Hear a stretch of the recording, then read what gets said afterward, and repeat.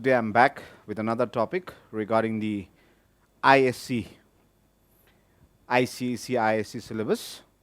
And today's topic we're going to touch is Second World War. Now it's a vast topic, so I'm going to start with certain important points. And now with that, let us start. Okay? Now, what is World War II? Now, if we look at World War II today, in modern times, it is a war which changed the face of Earth, or the face of the world we live in today. And now, if we see, it is the largest war in human history till date. Then, it involved countries, colonies, and territories all around the entire world. And by the end, over 70 million people were dead. And it lasted from 1939 to 1945. Now, when we look at World War II, we have many questions as to why it happened, how it happened. Now, let us see how it happened. Okay? World War II, one of the main cause, the primary cause of World War II is the Treaty of Versailles, which was signed between Germany and the Allied forces after the end of the First World War. Then, second is the policy of appeasement. The entire Allied countries like France, England, America, they were quite aloof from world politics at that particular time. And as a result of that, Germany, Japan, and Italy, these three main countries slowly started influencing the surrounding areas. And as a result of that, World War II became inevitable. Then the rise of totalitarianism. Now, in this, if you see, this happened, one of the primary causes was the Great Wall Street crash, or the Great Depression in the 1920s. In the 1920s, if you see, the Wall Street in America, it crashed. As a result of that, the whole world was affected, especially in Europe, especially countries which had lost. And the maximum impact was on Germany, because Germany, during the First World War, everything was destroyed. The economy, the whole economy was destroyed. And the Allied countries were giving loans to these countries to rebuild itself. However, what happened is, when these loans started drying up, these countries could not pay up.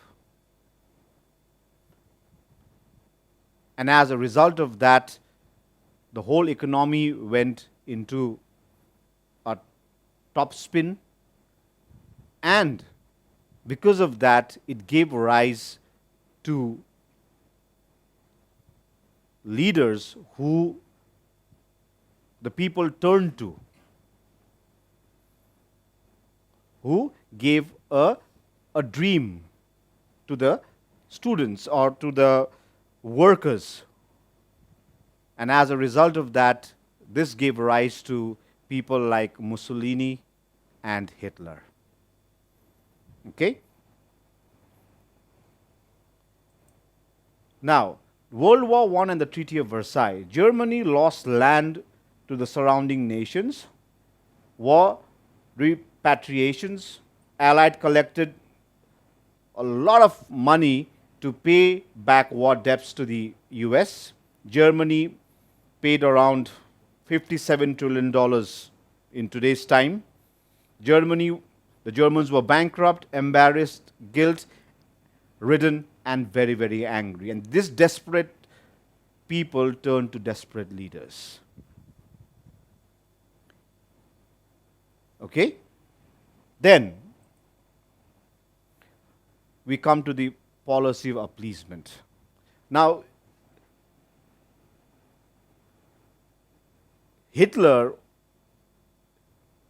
started rebuilding Germany from scratch.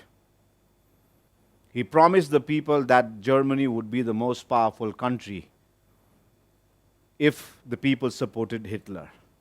And the people blindly supported Hitler. And slowly, slowly, whatever treaties were being signed after the First World War, these treaties were slowly, slowly broken one after another by Hitler and by Mussolini. And as a result of that, what happened is the powerful countries at that particular time, France, England, and America just kept quiet. So, let them do it, let them do whatever they want. Until and unless they do something to us, till then, let them do what they want. And that appeasement policy was one of the reasons for the outbreak of the Second World War.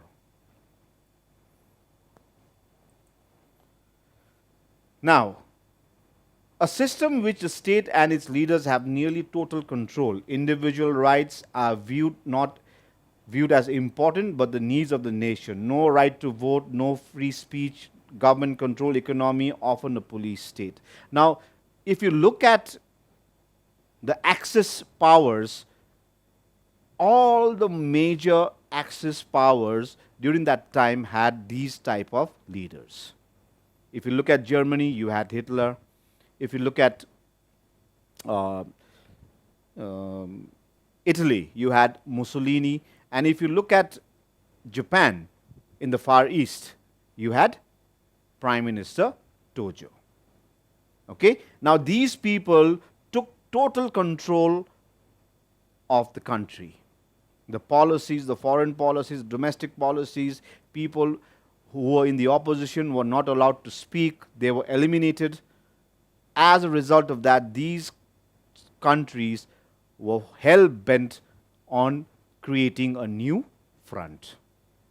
And that happened with the Axis powers. And that started the Second World War. Okay, now if you see totalitarianism, you had USSR, who had a communist dictatorship. You had Italy and Germany, which had a fascist dictatorship. And you had Japan, which was a military dictatorship. Okay? And these are the forebearers of the totalitarianism. You had Adolf Hitler in Germany, you had Hideki Tojo from Japan, you had Benito Mussolini from Italy, and you had Joseph Stalin from the USSR.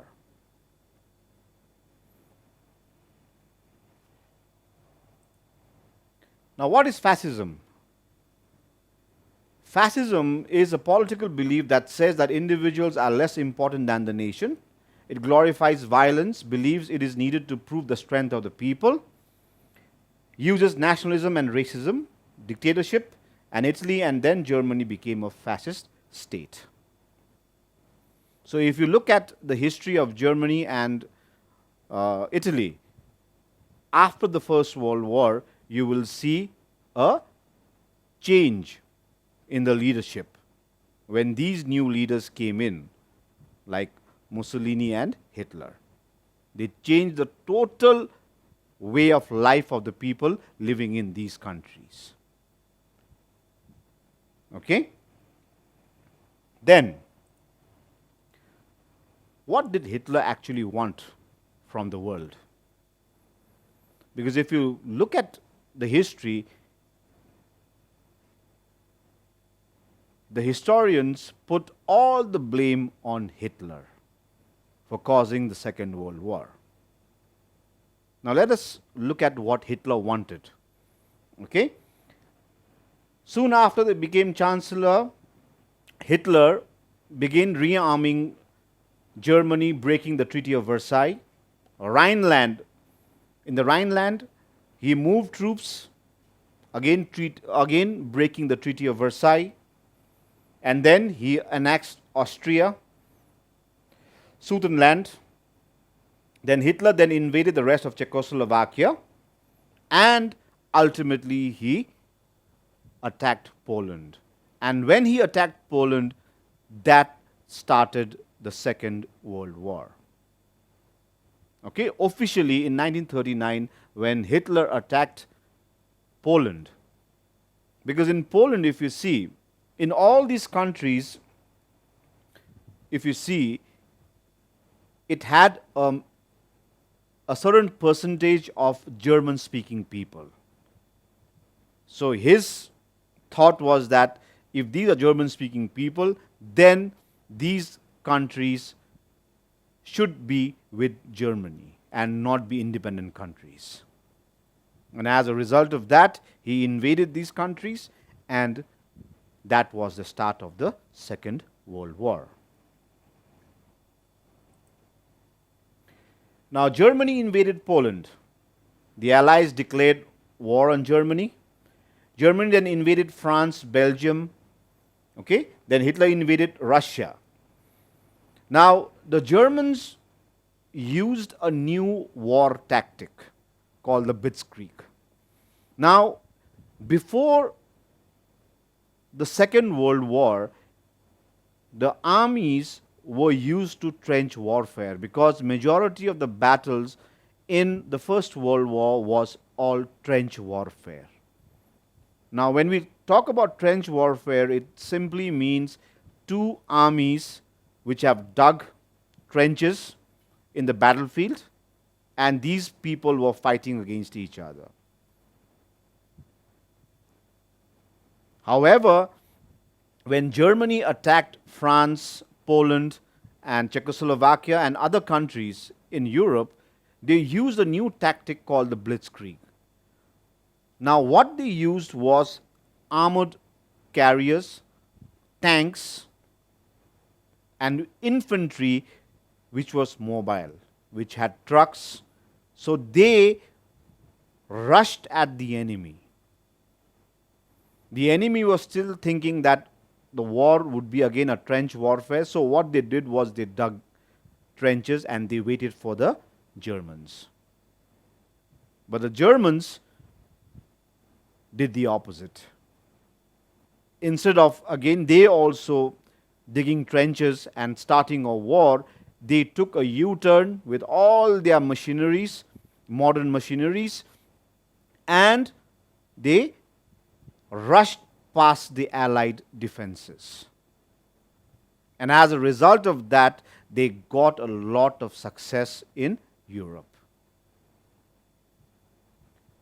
Now, in a few months' time, they went ahead and captured most of the Western countries. Almost the whole of Western Europe was taken over by the Nazis and the fascists from Italy. The Allies did not know what was happening. The Allies, especially Britain, sent a lot of soldiers to fight in France. However, around 400 to 500,000 soldiers were stuck in a place called Dunkirk. A movie also has been made out of this particular incident. In Dunkirk, the British expeditionary forces could not understand what was happening, because the Germans quickly came and they went ahead and they attacked these columns. As a result of that, they had to withdraw to a place called Dunkirk. Now, Dunkirk is a small port in France. However, the English or the Great Britain military sent in all sorts of boats and ships to bring back those soldiers. And a total of more than 400,000 soldiers were actually brought back from France to fight another day. If these soldiers had been captured by the Germans in the Battle of Dunkirk, then world history would have been very, very different. Okay? Now, Blitzkrieg means lightning war in German, surround with tanks and troops in trucks. So there were no infantry soldiers who were actually marching on foot. They were all mechanized into trucks, half-tracks, tanks, and other supporting vehicles, including motorcycles. And that is how BMW became very, very famous. And if I'm not mistaken, there is one World War BMW bike in Kalimpong also. It's in some restaurant. It has been displayed, and that, I believe, is a part of the World War II German army. Okay? Now, who was fighting against whom? You had the Axis powers, Germany, Italy, and Japan. And on the other side, you had the Allied powers. You had Great Britain, Soviet Union, United States, and France.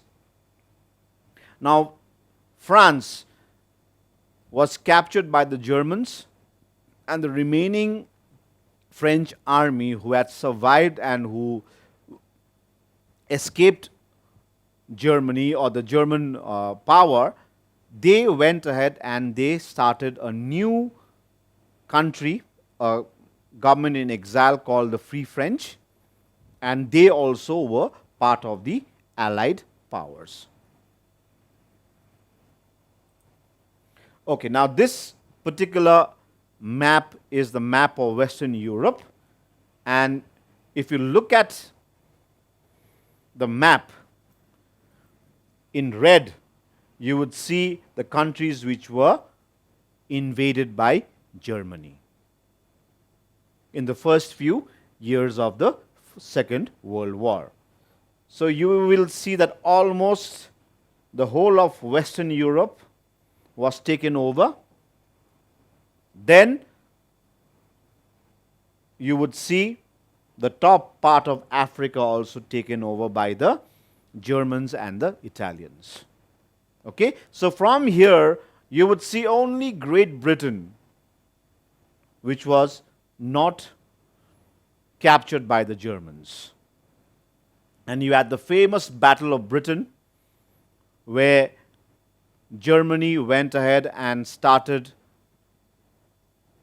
bombings, air raids in Great Britain to weaken Great Britain. However, the British Air Force fought very, very heroically, and as a result, the German Luftwaffe, which is the German Air Force, was almost defeated, and their plans of conquering Britain was diminished. Okay? Now, till then, Germany was the supreme power in Europe. Because if you see, America at that particular time did not join the war. Because America said, we are on the other side of the Atlantic, this is not our war. Let them fight. We will supply all the arms and ammunition. Whatever they want, we will supply, but we ourselves will not take part in the war. However, that all changed. However, that all changed when Japan attacked the Pearl Harbor, which was the biggest military port or the naval port in Hawaii. That was attacked by the Japanese. And this brought the entry of the United States of America to the Second World War. And that is when slowly the tide changed. Now let us see. US mostly fought the Japanese. In December 7, 1949, Japan bombed Pearl Harbor in Hawaii to sink US ships there. In 2 hours, almost 2,000 sailors were killed and a number of ships were destroyed. Okay? And later on, what happened? The US joined the war, fought the Japanese, and ultimately the Japanese were defeated in 1945, which we'll come to that later. Now, this is a picture of the bombing, the aftermath of the bombing of the Pearl Harbor. You would see all these are all battleships. These are all battleships, and most of them were destroyed and many were beyond repair.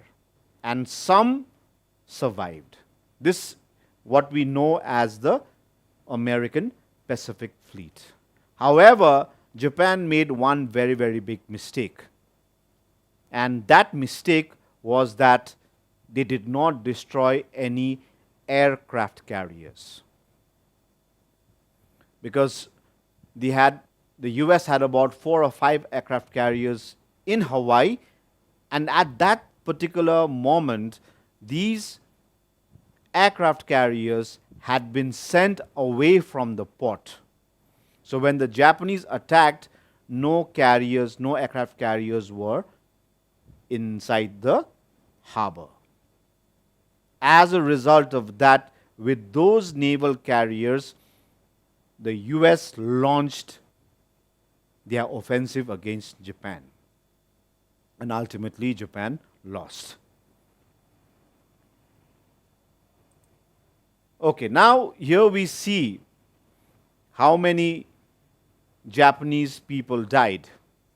Over here you see the nuclear bombing of Nagasaki, where nearly about 70,000 people died. Here you see the nuclear bombing of Hiroshima, which nearly about 100,000 people died, and the fire bombings of Tokyo. Before the US invaded mainland Japan, hundreds and hundreds of bombers and fighter aircrafts were sent to Tokyo, and every day Tokyo was bombed. As a result of that, more than 100,000 people, almost 150,000 people died in those attacks. And ultimately, Japan surrendered after the bombing of Hiroshima and Nagasaki. Okay, how did the World War II end in Europe? Operation Overlord, the Allied invasion of France, also called the D-Day. Okay, this is a very famous movie which has been made in Hollywood. The name of the movie itself is D-Day. So if you have time, you can watch that movie. It's a very informative movie. Okay. Then, within a month, 1 million Allied troops were stationed in Europe. Germany was surrounded with the USSR in the east, and Germany surrendered in 1945 after Hitler committed suicide. Now, there are many details which I would like to give to you, but since we have limited time, I'm trying to give you the most important points. Okay, so please bear with me. Then, now Germany's big mistake, the biggest mistake which Germany made was the attack on USSR or Russia. Now, as you all know, Russia is the USSR at that particular time was the biggest country of the world at that particular time, and today it still is. They decided to attack Russia, Hitler. As a result of that, Operation Barbarossa was launched. and the half of the German army was sent to the Russian or the Eastern Front, where they at first they found a lot of success, but later on, when the Russian winter set in, the German troops were not equipped for winter fighting, and as a result of that, the Russians from the east and the allies, the other allies from the west, they slowly they closed on in Germany, and in 1945 Hitler supposedly committed suicide inside his bunker. And that is how the war in Europe came to an end. However, the war still raged on in Asia, because Japan did not want to surrender at any cost.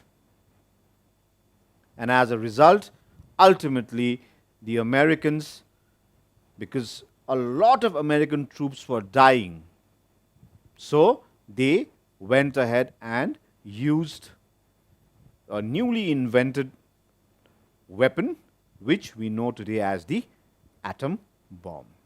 And that is how Japan finally surrendered. Okay.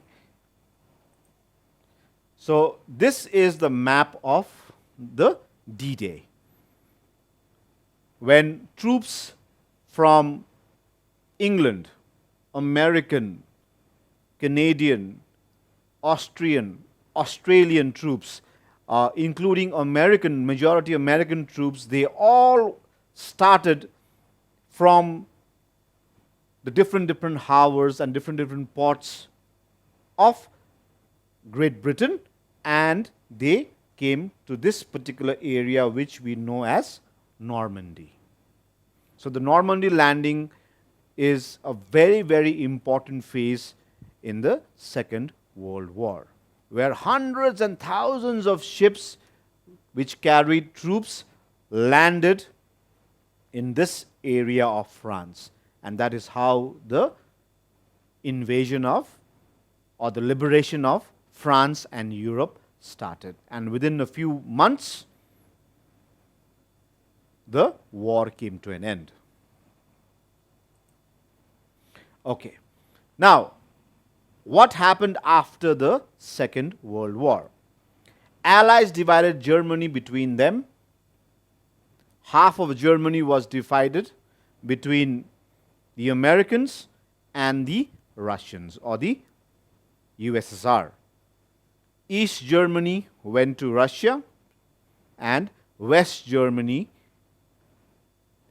went to America. Until 1990, they were two separate countries. And the Cold War also started after dividing Germany, because as soon as the Second World War ended, there were now two opposing blocs. One, you had the Russians or the Communist bloc, and one, you had the Western bloc. Okay? Then, trials were held in Germany and in Japan to try the people responsible for the Second World War, and many people were executed, and many were sent to jail. And that is how the Second World War ended. And it started the next phase of our history, which we know as the Cold War. Okay? Now, another very important topic we need to touch is the Holocaust. Now, what is the Holocaust? Now, let us check out some points. The Nazis planned to kill the Jews. Why? Because Hitler provided to Germany a problems, saying that the Jews were responsible for the decline of Germany. Because as you all know, the Jews are all business people. Today, almost the whole world is controlled by the Jews.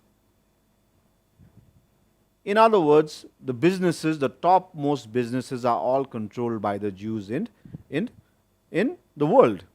The diamond trade, the financial trade are all controlled by the Jews. So at that particular time, Hitler put all the blame on the Jews, and as a result of that, around 5 million to 6 million Jews were sent to these concentration camps. And now for them, bullets were very, very expensive. One bullet would be very, very costly. So what they did was they tried different experiments in these concentration camps, and one experiment which they were very, very successful, unfortunately, was the gas chambers. So within a couple of years, thousands and millions of Jews were actually put in these gas chambers and were executed.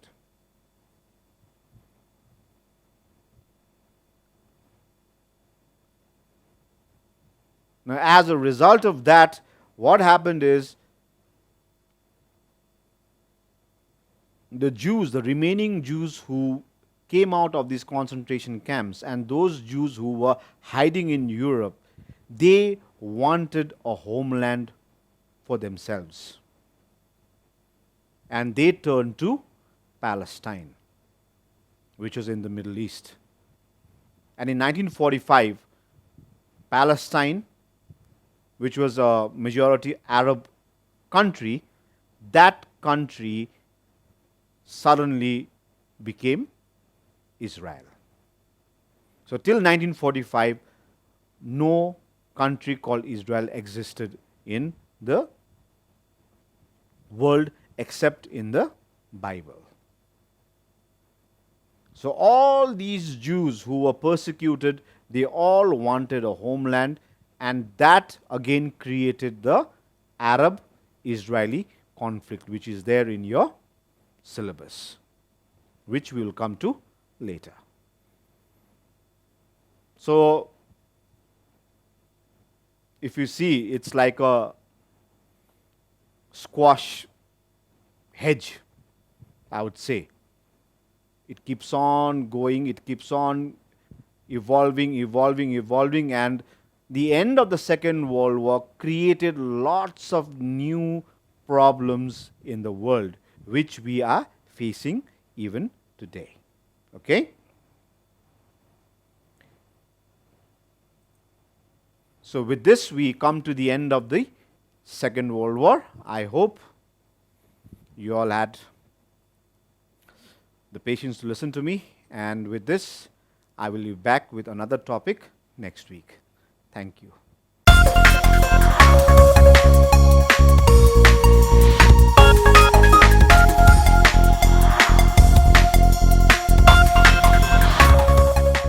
Welcome back, children. So today we will move on to the second story in our syllabus, Salvatore by Somerset Maugham. The setting of this story is in southern Italy. It is taking place in the island of Ischia, which is in southern Italy. This story involves the character of Salvatore. Remember, I repeat, from this story, what is important is the character of Salvatore, the significance of the goodness in the character of Salvatore. Salvatore belonged to a fisherman's family. He also was of a family which had vineyards. When the story begins, the narrator is starting with a doubt. The narrator says, I wonder if I could do it. He has a doubt whether he will be able to suitably and properly present the character of Salvatore to the readers, because Salvatore wasn't any VIP. He was not a great man. He was not a famous personality.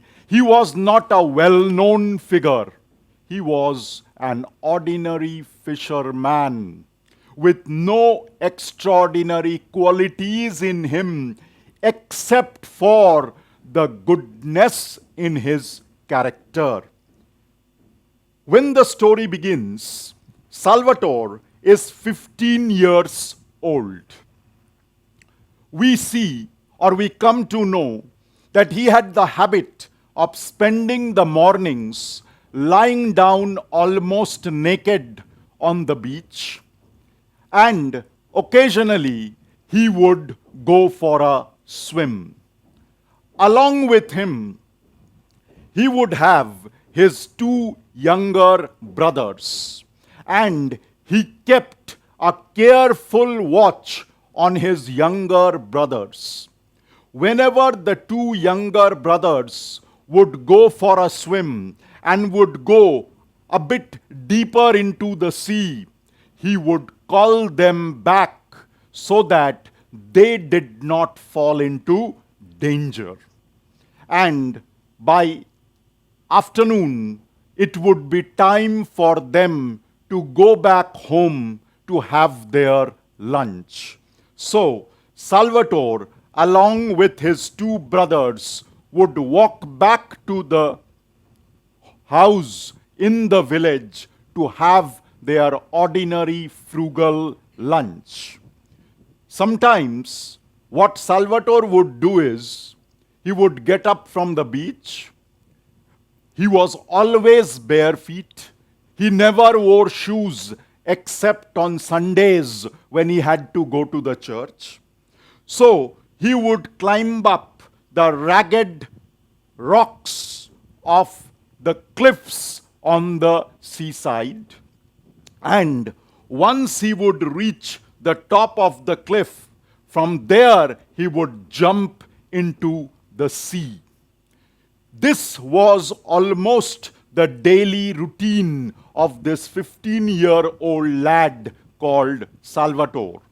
He led a very happy, carefree life.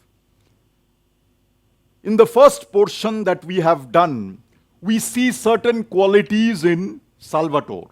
Obviously, we see that he was a happy-go-lucky character. But at the same time, we see he had love for his brothers, he had concern for his brothers, he cared for his brothers. You know, the author is saying that children in southern part of Italy grow up very fast. Salvatore also grew up and became an adult from a teenager. And once he became an adult, he fell in love with a pretty girl who lived in Grand Marina. They were engaged to get married, but the marriage did not take place because Salvatore had to go for his compulsory military service.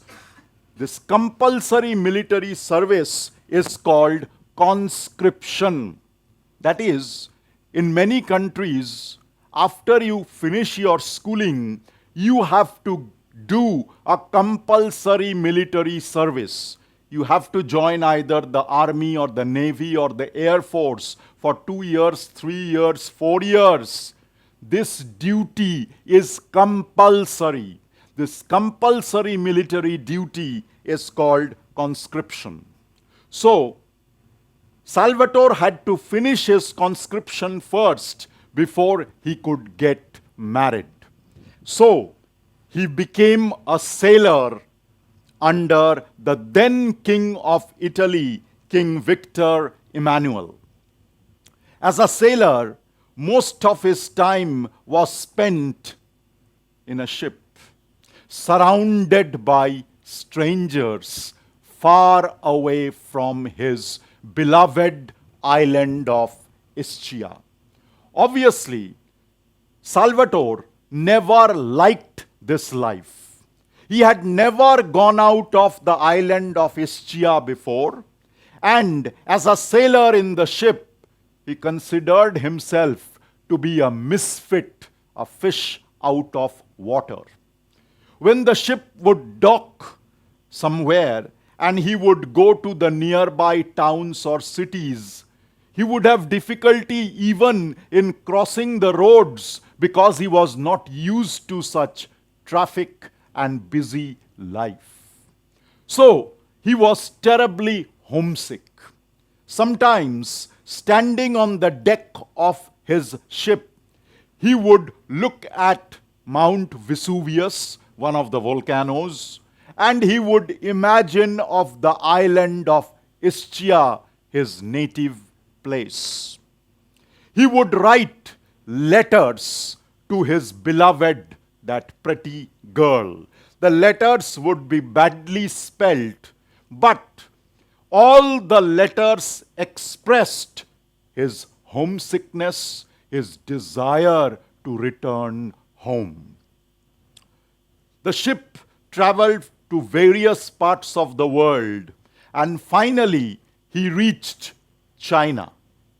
When he reached China, he fell sick.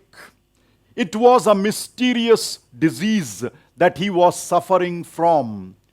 Nobody, the doctors, could not detect what exactly was his problem.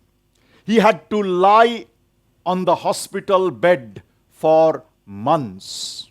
Finally, it was detected that he was suffering from rheumatism, and this disease at that time was incurable.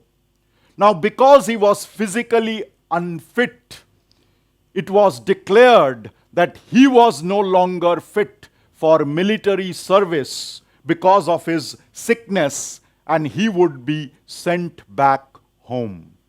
Imagine, Salvatore was overjoyed. He was not worried or bothered about his sickness or illness.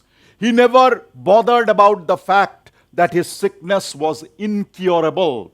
For him, what was important was that this homesick fellow would finally go back home. So, he returned from China to his native island of Ischia. When he reached the island, the entire family was waiting at the harbor or the port or the dock to receive him. His brothers had now grown up. When he looked at the faces of everybody, obviously he was happy, the family was happy, the family members were happy. They hugged each other, they wept because it was an emotional reunion after many years. But one thing, Salvatore noticed that the girl he loved was not there.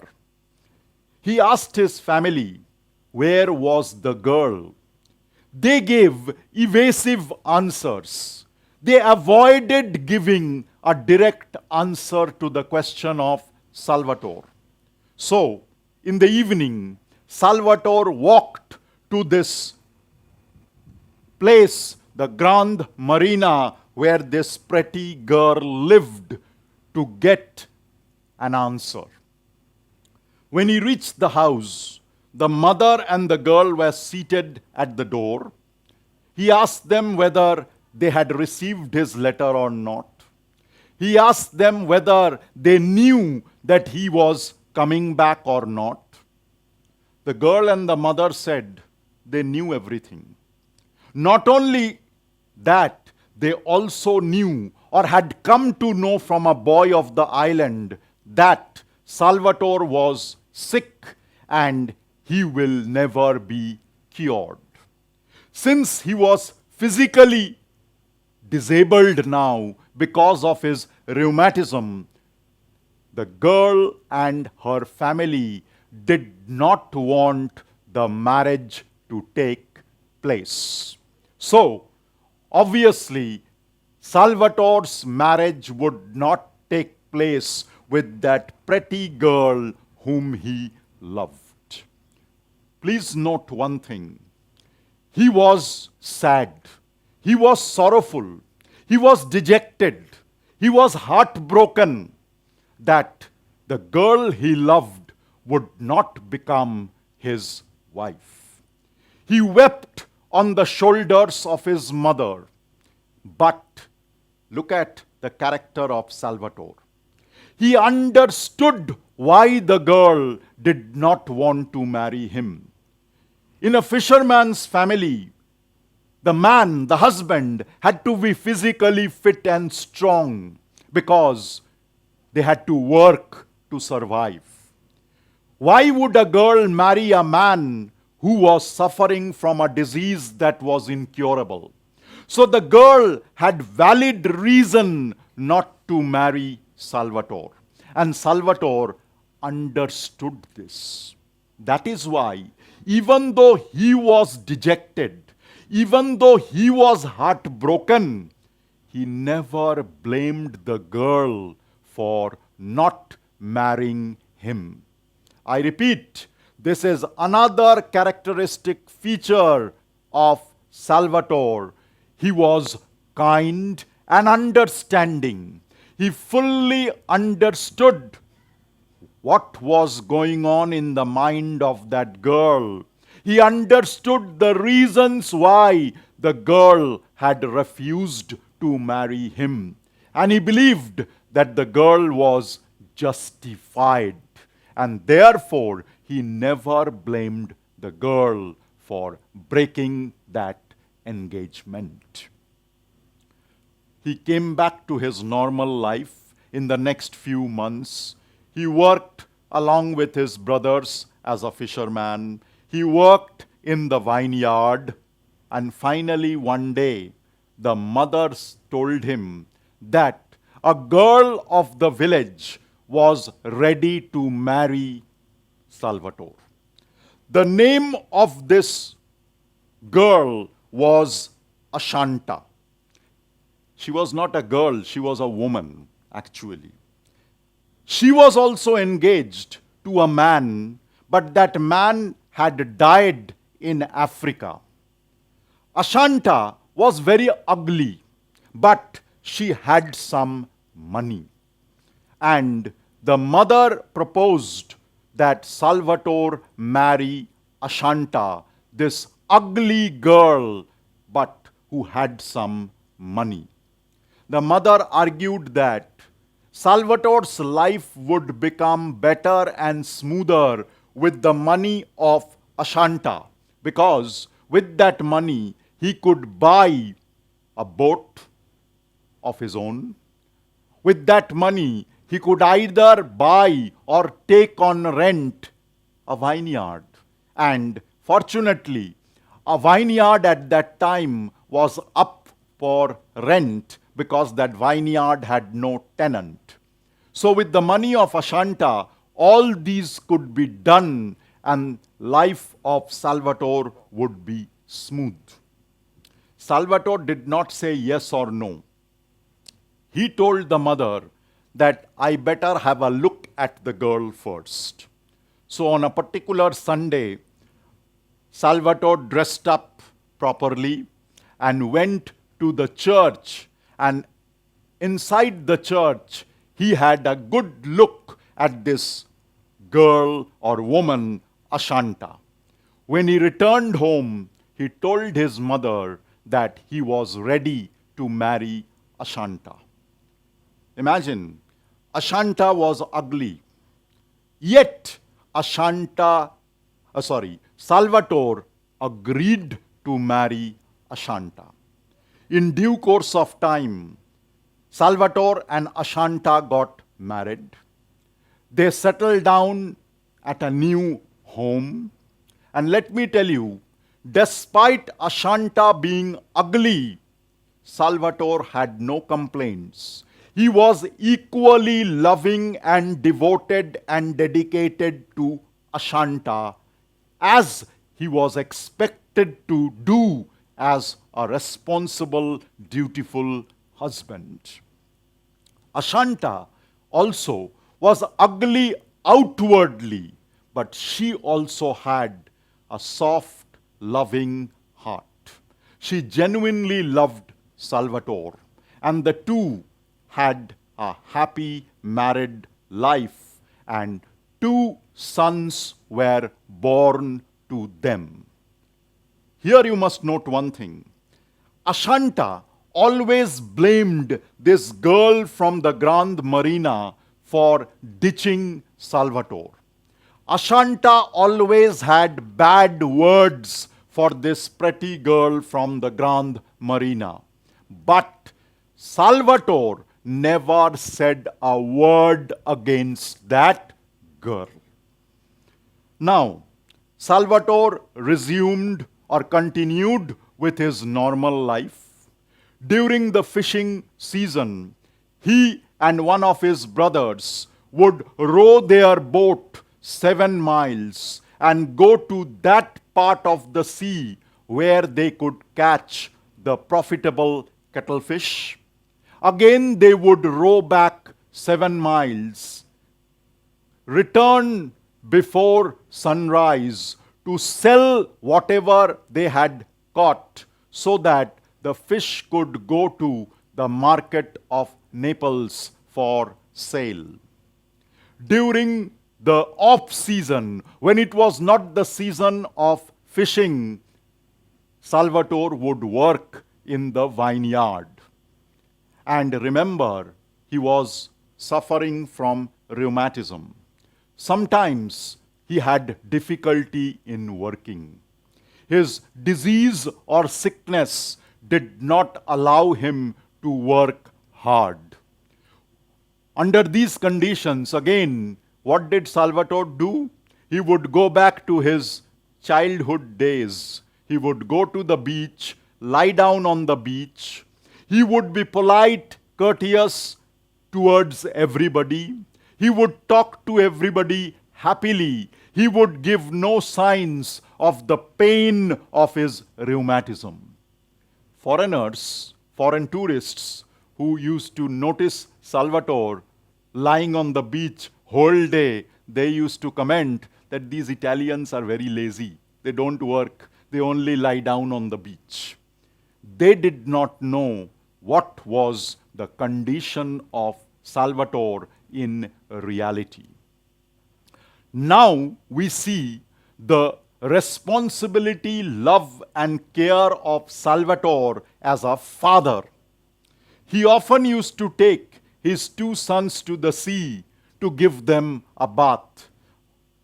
The eldest was about 3 years old, and the younger one was less than 2 years old.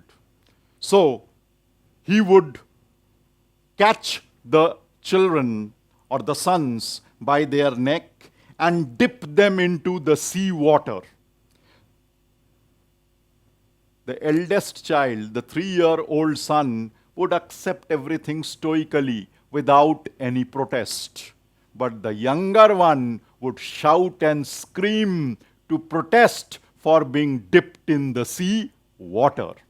And sometimes what Salvatore would do was he would make the younger son sit on the palm of his hand and lift him up. Imagine the contrast. The small child on his palm by the side of the healthy, muscular father. Here, the story of Salvatore comes to an end. Then the narrator comments that he had always wondered whether he will be able to present the character of Salvatore properly and suitably to the readers or not. He confesses that he has tried his best. He has tried to portray the word picture of a person, a character who was a very ordinary person, a fisherman. There was no extraordinary quality in Salvatore. And then the author says, or the narrator says, he may not be renowned, he may not be famous, he may not be well known as a personality, but Salvatore had something which was very, very rare to be found in human beings. And that rare or the rarest quality found in Salvatore was his goodness. As a 15-year-old, as a teenager, as an adult, as a son, as a husband, as a father, he had always shown positivity. He always had goodness in him. He always had those characteristics which we expect from somebody who is good. What are these qualities? He had love. He had love for his brothers. He had love for his family. He had love for the girl of Grand Marina. He had love for Ashanta. He had love for his 2 sons. He was caring. He was caring towards his brothers. He was caring towards Ashanta. He was caring towards his 2 sons. Devotion. He was devoted to his family. He was devoted to his love for that pretty girl from Grand Marina. He was devoted and dedicated as a husband to the ugly Ashanta. He was devoted and dedicated to his 2 sons. Responsible. He was responsible. Responsible as a son, responsible as a husband, responsible as a father. He was dutiful. He was dutiful towards his brothers. He was dutiful towards his country. He was dutiful towards his wife. He was dutiful towards his sons. And most importantly, he was not selfish. He did not blame anybody unnecessarily. And most importantly, he was very, very understanding. That is why never in his life did he blame that pretty girl from the Grand Marina for ditching him, because he understood the girl's psychology. He knew and he understood that the girl had every reason not to marry him. The girl would obviously want a physically strong and healthy husband who would be able to work day and night to maintain her and to maintain and look after the family. Because of his rheumatism, when he was not in a position to do so, the girl had every right to refuse to marry him. This sense of understanding, this sense of realizing the mind of somebody else was one of the greatest characteristic feature in the character of Salvatore. That is why, even though instead of the pretty girl whom he loved, he had to marry an ugly lady, Ashanta, the ugliness of Ashanta did not affect Salvatore at all. For him, physical beauty or ugliness did not matter. What mattered was loving. He was loving, his care, his devotion, his dedication, his sense of responsibility, his dutifulness. Those were more important for him than the physical appearance of the person he loved. That is why you will see that whenever he was able, he used to catch fish during the fishing season, work in the vineyard, and when he was not in a position to work because of his rheumatic problem, he would lie down on the beach, and occasionally he would bring his 2 sons to bathe them in the water of the sea. So you see that Somerset Maugham in this story has tried to give us a word portrait of the goodness that existed in an ordinary man called Salvatore. He is not presenting any famous personality. He is presenting an ordinary man who becomes extraordinary, not because he had invented something or discovered something or found something new. He was extraordinary because he had those rare qualities in him which we do not find in many in this world. The qualities of love, care, devotion, dedication, responsibility, dutifulness, understanding, etc. These qualities make Salvatore extraordinary as a person, though professionally he was a very, very ordinary, insignificant person living in the small island of Ischia in southern Italy, working as a fisherman and working in the vineyard. I end with telling you that from this short story, the only question that can come is analyze the character of Salvatore and bring out the good qualities in him by giving examples from the story. Thank you.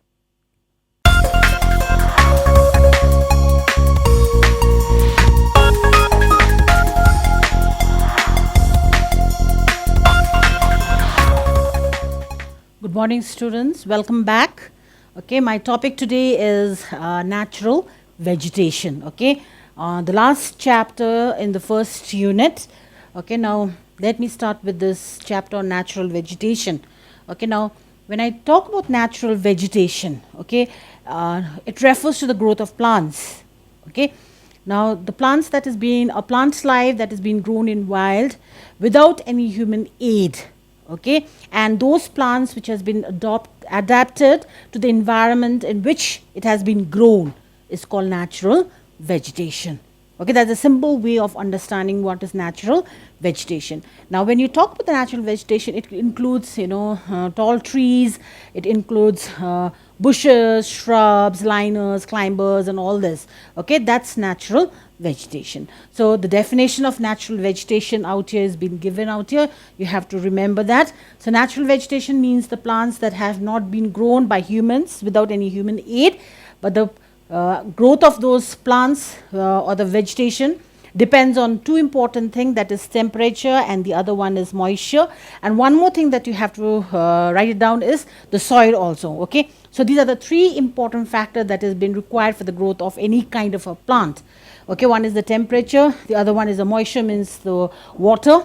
Okay, and it also depends on the factors like slope and thickness of the soil, the type of soil that has been present over there. Okay, and it's been categorized into three broad categories, that is the forests, the grasslands, and the shrubs. It is not only the tall trees, but you also have grasses that is being grown, stunted small plants.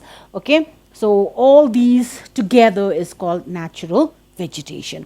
Now, when you're talking about the natural vegetation, you come across a term called a virgin vegetation. Okay, now virgin vegetation out here means the growth of plants, a growth of trees and plants in a particular area.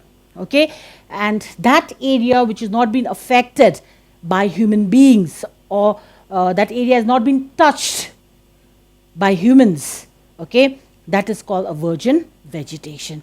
It remains untouched. Okay, that is called a virgin vegetation. So these are the two important things that you have to remember. Okay, now you come to the map over there. Now the different shades of colors, if it's there in your textbook also, the different shades out here shows the different type of forest or different type of vegetation that you have in different parts of our country.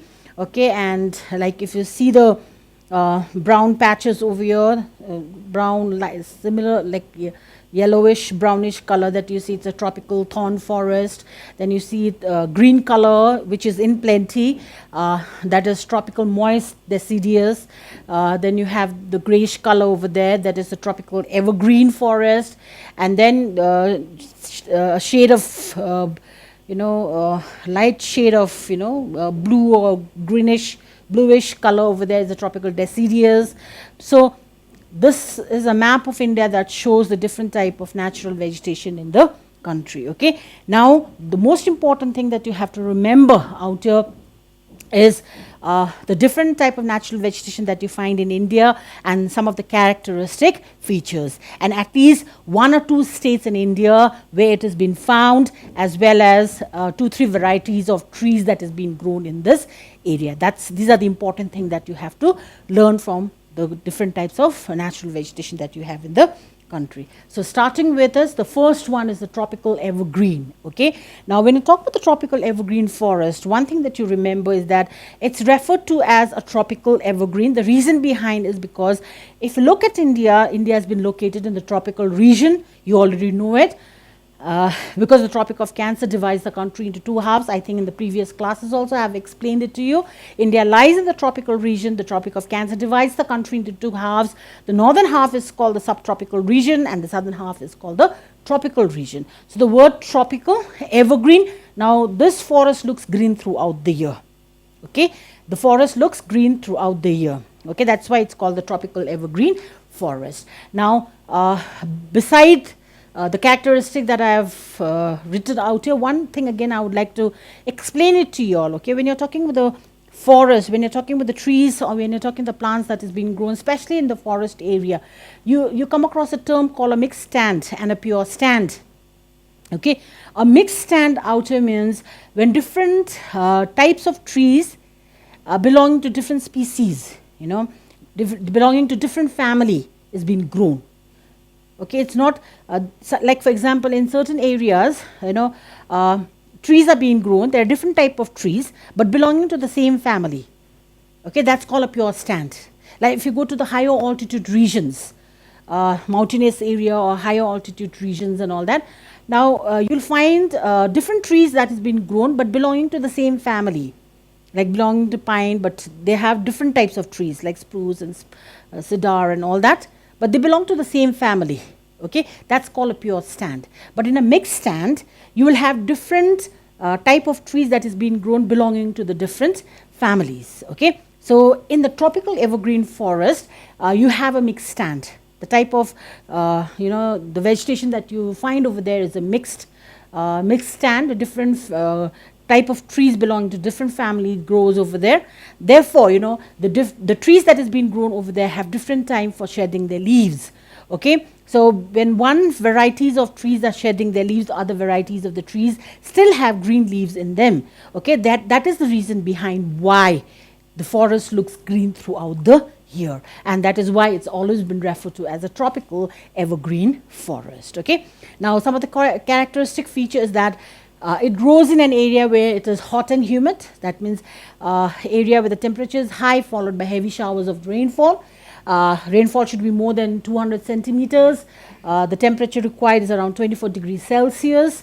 And you know, since different type of trees are being grown belonging to different families, the type, you know, you have multi-layered. Multi-layered means some of the trees are very short, some of the trees are very tall. So it is in different layers. Okay. So since the trees are in multi-layered, again one more thing that I would like to add over there, since the trees are multi-layered, okay, different layers of trees, it looks like a canopy. The trees over there, the forest areas looks like a canopy. Canopy means an umbrella, okay. It looks like a canopy with different layers or different heights of trees that is being grown in that area. Okay, so that is another important thing that you have to remember. Okay, and some of the trees are as tall as 60 meters, from 45 to 60 meters. That is the height of the tree that has been grown over there. And now since the growth is dense over here, okay, since the growth is dense over here and the trees of different kinds are being grown, it is in a multi-layered, okay, the undergrowth is very, very dense. Okay, if you penetrate inside a tropical evergreen forest, you know, it looks dark because it's hardly, and you know, the sun penetrates inside because of the dense growth. Then the types of plants, there are other varieties also. I've just mentioned 3. You can remember any varieties. Okay, you can follow your textbooks like bamboos and rubbers, mahogany and all. These are the important varieties of trees that is being grown in the tropical evergreen forest. And the areas where it is being grown, I've just mentioned few names. You don't have to remember everything. Lakshadweep, Andaman Nicobar Islands, and even the upper parts of Assam and Tamil Nadu coast. So these are the areas where you find the tropical evergreen forest. The one important thing that you have to remember out here is they might ask you why this forest looks green, or it's referred to as tropical evergreen forest.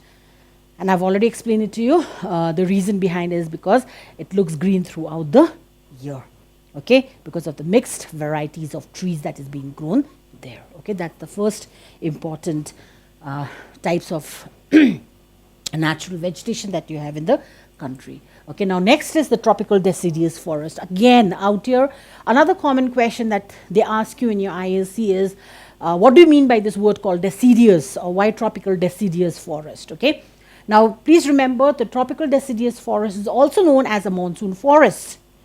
Okay, and the rainfall that has been required is around 100 to 200 centimeters. You have to remember the meaning of deciduous. Deciduous means those trees that has been grown in this forest area shed their leaves once in a year. Okay, before the advance of, before the monsoon begins and all, the plants shed their leaves, and that is due to the lack of moisture, because they don't have enough moisture at that time, so they shed their leaves once in a year. That's why it's known as deciduous. And 30 to 45 meter is the height of the trees that has been found over there. Teak, sal, sisam and all are the important varieties of trees that has been grown there, and important areas of the important states where you find is Madhya Pradesh, Uttar Pradesh, Chhattisgarh, Orissa and some parts of Maharashtra. You don't have to remember, again, at least 2 states are more than enough. So these are the common things. This is how you have to learn for these tropical evergreen, tropical deciduous forest and all that. Okay. Now we come to the next one, tropical dry forest. The word dry forest itself means it has been growing in an area where there is less amount of rainfall. Okay, surviving in that area where the rainfall is comparatively less than the tropical evergreen and the tropical deciduous forest. Rainfall is around 50 to 100 centimeters. The height of the tree is not very tall, just 6 to 9 meters, less dense and smaller in size. The reason behind why the forest is less dense, or the area that covering the forest area is lesser, is because today in India, the population has been rising, and most of these areas where you have this tropical dry forest is being cleared down for constructional purposes. That's one of the reasons behind why the size is the area covered by the tropical dry forest is very less. Okay. And one of the most important characteristic feature of the trees that is being grown in the tropical dry forest is that the roots are very thick and very long. Long enough to get the water supply from underground. Okay. And the trees shed their leaves with the advance of the summers, same because of the lack of moisture. The bark of the trees are also very thick because it prevents evaporation. Okay, and as I've already mentioned, most of the forest areas are being cleared for cultivation purposes. Okay, and Maharashtra, Andhra Pradesh and Karnataka are the important states where you find the tropical dry forest. Okay, just remember these are the important characteristic features. Then you come to the next one is the arid forest. Now, when I talk about the arid forest, now it's been this forest has been mostly been found in an area which is completely dry. Okay, and especially in the states of Rajasthan and some areas of Haryana and some areas of Punjab. Okay, it's mostly arid. The areas are mostly arid because these areas are getting less than 50 centimeters of rainfall. And remember, when I started with the definition of the natural vegetation, in that only I told you that there are 3 important factors that has been essential for the growth of a plant. One was the right temperature. And secondly, I told you about the moisture, that is the water. Okay, and in these areas, the rainfall is very less than 50 centimeters. Therefore, tall trees and all that cannot be grown, and different varieties of trees also cannot be grown over there. Okay, mostly the type of plants that is being grown over here is thorny bushes and shrubs. Okay, and the leaves are much more smaller. Thick bark is there and long roots, same as I have told you. So thick bark to avoid evaporation of water, long roots so that they get water from underneath. Okay, and most of the plants, most of the trees or bushes and shrub that is being grown over there is being used as a fuel by the people living in those areas. Okay, and it's mostly been found in the arid region of Rajasthan, arid and semi-arid region of Rajasthan, southwest Punjab and southwest Haryana. So these are the important areas where you find this arid forest.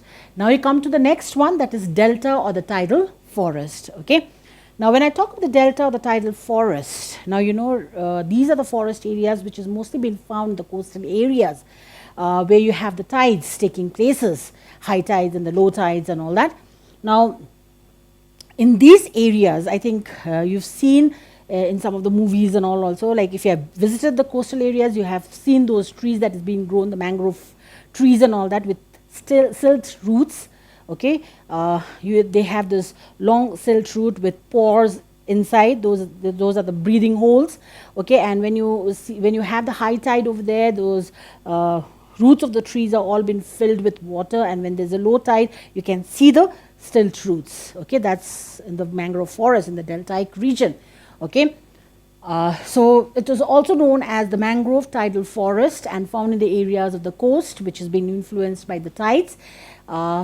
Obviously, it's the coastal areas, it's the areas where the water has been there. So you have lots of mud and silt deposits there which has been accumulated and such coast dense, and mangroves are the most common varieties with roots of the plant submerged under the water. Okay, and I've told you those are silt roots. Okay, and if there's a high tide, okay, you will find that those roots have been submerged in water, and if there's a low tide, you can see the roots because the level of the water is little down, and you can see the roots of the plants. Okay, and just remember the roots are so dense and entangled. You know, the roots are very dense and it's just been entangled. Okay, and you'll find these type of roots in the deltaic region of Ganga, Mahanadi, Krishna, Godavari. Okay, that's all the coastal areas. Okay, and one of the most important thing that you have to remember is that this tidal forest is been found in the deltaic region of Ganga and Brahmaputra, and this area has been dominated by one important tree that has been grown in the deltaic region, and that is called Sundari trees. Okay, and it is because of the Sundari tree that has been grown over there, the deltaic region of the Ganga and Brahmaputra has also been referred to as the Sundarbans. Okay, and the Sundari trees are very hard, it's durable, it's long lasting, therefore it has been used for making boats. This is one thing that you have to remember. And beside this, it's also been used as a timber. Okay, then you have palm, coconut, agar, some of the trees that has been grown in this area. And I have also mentioned that because of the growth of the Sundari tree, the name Sundarbans, they've got its name Sundarbans. And this Sundarbans has become a very important place for the Royal Bengal tiger. Okay, a famous animal in this forest. Okay, that much you have to remember. Okay, then you come to the mountain forest. This last section of the different type of natural vegetation is the mountain forest.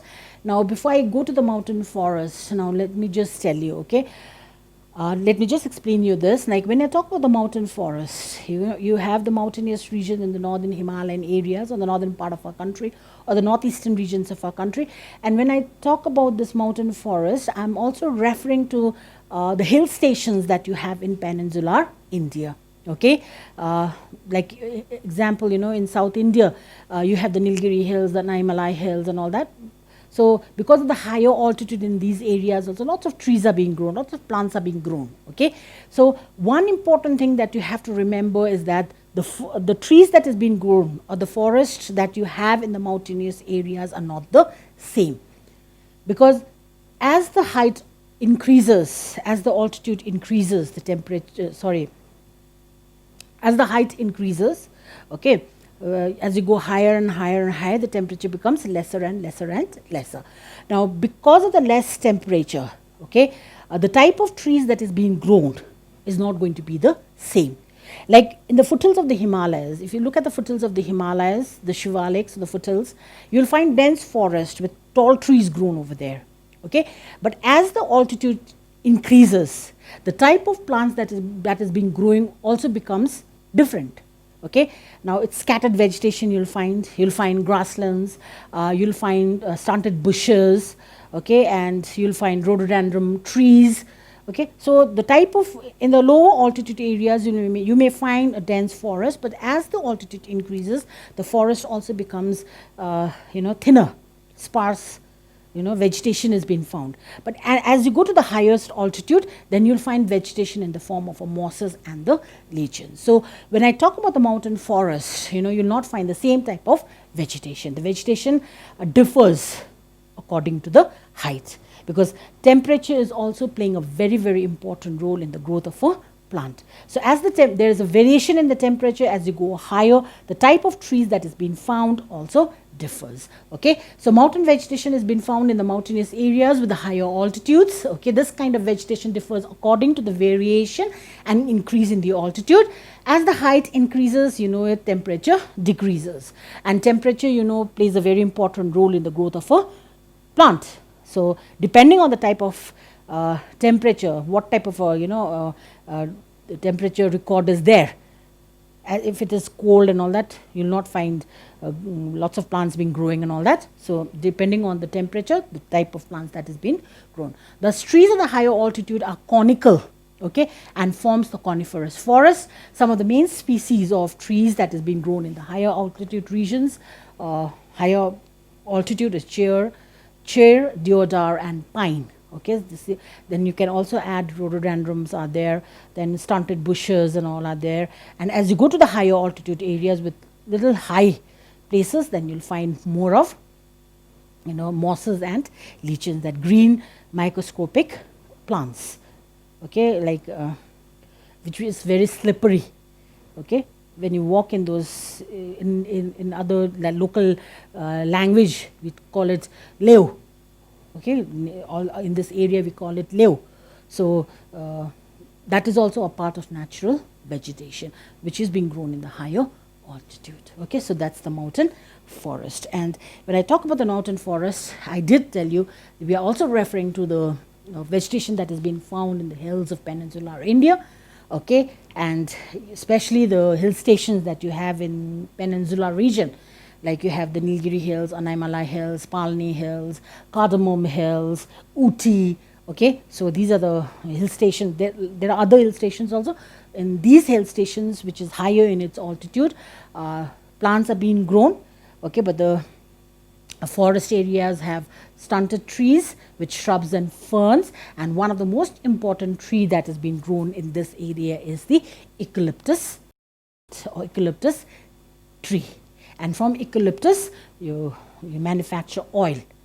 Okay, medicinal. It helps. It works as a medicine also for massaging and all that. So eucalyptus tree is one of the most important tree that is being grown in the Peninsula Hills. Okay, so that's the classification of natural vegetation that you have in the textbook. Okay, so I'm just going to do this much in this class, and in the next class I'm going to continue with the next remaining topic on natural vegetation. Thank you.